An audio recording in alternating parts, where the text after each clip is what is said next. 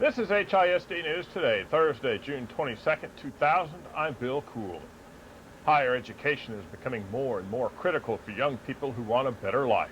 Because of that, for many, college has become the logical and expected next step after high school graduation. But that isn't always feasible. Last month, a valedictorian from Madison High School faced the possibility that his formal education had come to an end. Scholarships on which he was depending were being withdrawn, and some schools wouldn't even give him a second look. Lucia Don Carranza is an undocumented immigrant. Even though he has been in Houston for 10 years and has applied for residency, he'd have to pay international tuition rates, which typically run 3 times as much as in-state fees. Carranza, however, was lucky.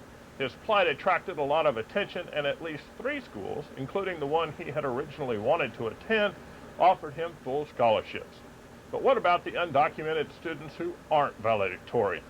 That's where the Coalition for Higher Education for Immigrant Students comes in. David Johnston is an ESL teacher at Lee High School. Until he came here, he was not aware there was a problem. This issue became important to myself and to others 4 years ago when I started teaching at Robert E. Lee High School. I began to ask my students what their plans were in the future, and many of them said they would like to go to college, but they couldn't because of their documented status. Either they did not have documentation, or they were in the process of becoming a citizen. And then I began to see what were the policies of the colleges. And I saw that at that time, 3 years ago, the colleges were very strict. You had to either be a citizen, or you had to be a resident, or you had to have a student visa to attend. And so we began to work and to investigate what options the students had. Johnston and other concerned educators founded the coalition about a year ago and have been meeting regularly since then to discuss strategies, to gather information, to find scholarship monies, and to educate the community and the affected students.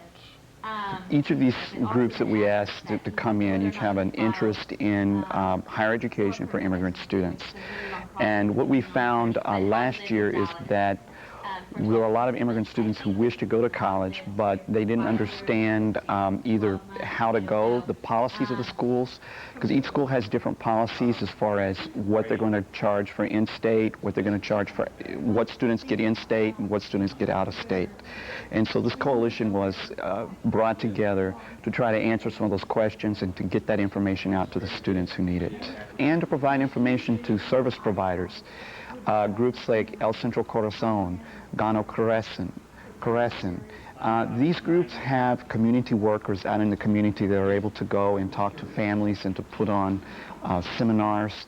And the coalition itself we've spoken at the we spoke at the college board to the HISD counselors this year, giving them information, what are the policies, what are the procedures that not only undocumented immigrant students, but immigrant students as a general, because we have many documented immigrant students who are still classified as international students, even though they've lived here a number of years, even though they're here on visas, but they're not residents. And the way the state coordinating boards, the wording of the coordinating board rules are you have to be a resident or you have to be a citizen in order to receive in-state tuition.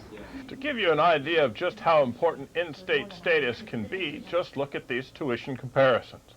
At the University of Houston downtown, which has one of the better records for helping students in this category, resident tuition for one semester, 12 hours, is $957. International students must pay $3,940.